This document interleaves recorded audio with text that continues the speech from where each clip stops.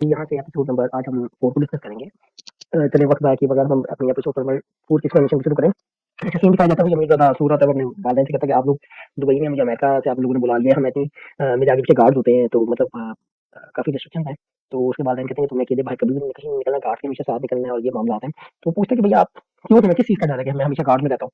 तो वो बस कहते हैं कि तुम्हें कराची के हालात पता है, तो तुम हमेशा गार्ड में निकलना। दूसरा सीन दिखाया जाता है जिसमें पिया अपने एक पुराना सा सूट इस्त्री कर रही होती है और फिर उसके यूनिवर्सिटी में ओरिएंटेशन डे होता है, मतलब यूनिवर्सिटी का पहला दिन होता है, उसकी मौसी काफ़ी डाँटती है कि तुम ये पुराना सूट क्यों पहन रहे हो, नया सूट पहनो। तो हमारे हालात इतने भी बुरे नहीं है कि तुम सिर्फ पुराने सूट पहन के जाओ, नया सूट पहन के जाओ, क्योंकि तुम्हें कल सब देखेंगे और पहला दिन है, तुम्हें अच्छा और खूबसूरत बन के जाना चाहिए। और जिसके बारे में थोड़ी-सी उनकी बहस भी होती है इस बारे में। आखिर पिया मान जाती है, ठीक है मैं नया सूट पहन के जाऊँगी। तो वो अपनी माँ से रिक्वेस्ट करती है कि मैं जब छोटी थी, फिर स्कूल में थी, फिर कॉलेज में थी, अकेडमीज़ वगैरह में हमेशा मुझे पापा ही लेने और छोड़ने आते थे। मैं यूनिवर्सिटी में आ गई तो ये मुझे थोड़ा-सा शर्म फ़ील होगी। मैं बड़ी हो गई तो अपने फ्रेंड्स के साथ यूनिवर्सिटी आ जाऊँगी, तो प्लीज़ आप पापा को मना करें कि वो मुझे यूनिवर्सिटी से लेने या छोड़ने मत आएँ।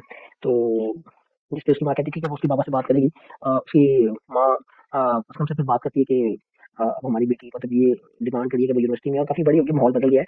तो आपको ऐसी कौन-सी चीज़ सताती है कि आप हमेशा एक घबराए-घबराए रहते हैं, आपके ज़हन में कुछ चलता रहता है और पिया को देख के आप हमेशा मतलब आपके ज़हन में कोई ना कोई बात चल रही होती है और हमेशा साए की तरह रहते हैं।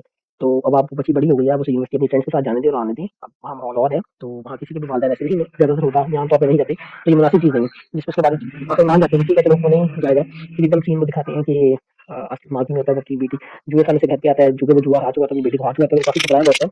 तो अपनी बेटी का काफ़ी ख्याल करता है, उसे काफ़ी प्यार मोहब्बत देता है और उसका ख्याल रखने की कोशिश करता है, उसके हमसाये समाज से उसकी काफ़ी मदद कर रहे होते हैं। तो एक दिन वो वही जिससे वो बेटी नहीं आ रही होता, वो कुछ गुंडे उसके घर भेजता है कि उसकी बेटी को उठा लाओ। तो वो उसके घर का मेन दरवाज़ा खोलने की कोशिश करता है, समंदर ही होता है, तो पता चल जाता है कि ये मेरी बेटी लेने आए, तो वो अपने आप को चादर में लपेटता है, छुपा के अपनी बेटी को दूसरे दरवाजे के घर के दूसरे दरवाजे से बाहर निकल जाता है।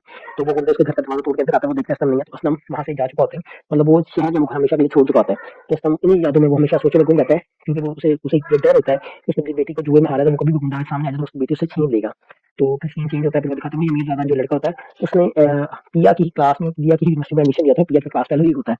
तो उनके वो मतलब अपनी स्पोर्ट्स गाड़ी में गार्ड यूनिवर्सिटी एंटर होता है, पिया उसके टाइम देखते हैं तो काफ़ी इंप्रेस होती है कि ये कोई बड़ा अमीर ज़्यादा बड़ा हैंडसम लड़का है। तो वो कहता है वहाँ अपने गार्ड से बैक साइड गार्ड में होता है, वो मतलब गार्ड से मना करता है कि तुम लोग क्लास में बताओ, इन्हीं लोग खड़े रहो, मुझे यूनिवर्सिटी में अंदर अकेला जाने दो।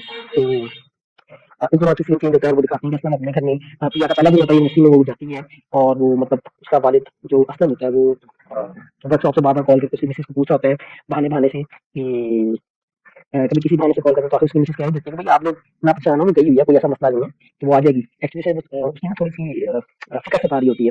इस दौरान फिर सीन चेंज होता है और वो सावल की एकदम गाड़ी खराब होती है, उसे नहीं पता होता ये असलम का ही गैराज है, तो वो अपनी गाड़ी लेके उसी गैराज में आ जाता है, जिसे असलम देखता है और थोड़ा-सा बेचैनी में मुब्तला हो जाता है कि अब ये सावन आ गया, क्योंकि वो सावन से थोड़ी दूरी बनाना चाह रहा होता है, क्योंकि उसका अपना माज़ी ही जुराइम पेशा लोगों में रहा होता है, तो इसलिए वो हमेशा थोड़ा-सा सावन से फासला रखना चाहता है। तो सावन को नहीं पता था, वो असलम से मिलता है और कहता है कि आप मेरी गाड़ी ठीक कर दें, तो जिस पे असलम थोड़ा-सा नागवारी महसूस करवाते हुए उसकी गाड़ी ठीक करने लग जाता है और उसकी गाड़ी को ठीक कर भी देता है। तो उस गाड़ी को ठीक कर देता है और वो 16,000 का बिल बनता है, 15-16,000 उससे लेता भी है और उन्हें खड़ा रखता है। इस दौरान कोई चाय-पानी वगैरह नहीं पूछता, जिसपे वो उसका सामने का जो साथ दोस्त है, उसका साथ देख लेता है। वो काफ़ी मतलब इस चीज़ का बुरा बनाता है कि भई हम लोगों ने इसकी इतनी मदद की है कि आज हमसे चलो पैसे तो ले लिए, लेकिन हमें कम चाय-पानी तो पूछ लेता। तो वो साबित इस चीज़ को समझता है कि ये शरीफ इंसान है और ये थोड़ा गुंडों से चाहता है कि फासला रखे, वरना बदनामी होती है। अब एक्चुअली साबित ने पिया को देखा था, तो उसके वो उससे बड़ा मुतासिर हुआ होता है। इस दौरान फिर वो सीन चेंज होता है, वो यूनिवर्सिटी में दिखाते हैं। यूनिवर्सिटी में पिया और उसकी फ्रेंड बैठी, वो फॉर्म फिल कर रहे होते हैं, यूनिवर्सिटी का पहला दिन होता है और उसी के पीछे वो एक अमीर-ज़ादा लड़का वही बैठा, वो भी फॉर्म फिल कर रहा होता है। तो अ, दोनों बैठे फॉर्म वगैरह फिल कर रहे होते हैं। तो इस तरह क्या होता है कि उसकी फ्रेंड पिया के रिसेप्शन पे जाती है और उसकी फ्रेंड पिया का बॉयफ्रेंड लेकर बाहर निकल जाती है। उसकी थोड़ा कॉल आती है, तो उसका अपना बॉयफ्रेंड खत्म हो जाता है, तो पिया का बॉयफ्रेंड उठाती है, वो बाहर चली जाती है।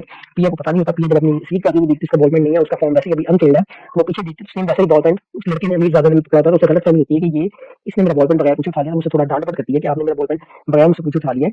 तो जिस पे वो एकदम पिया को देखता है, उसको हुस्न तक देखता ही रह जाता है, तो वैसे महसूस करता है कि वो जैसे पिया के एकदम हुस्न का दीवाना हो गया है। पिया बोलती रहती है, मैं चुप करके देखता रहता है, उसके हाथ से बॉयफ्रेंड लेके अपना फ़ोन करने लग जाती है।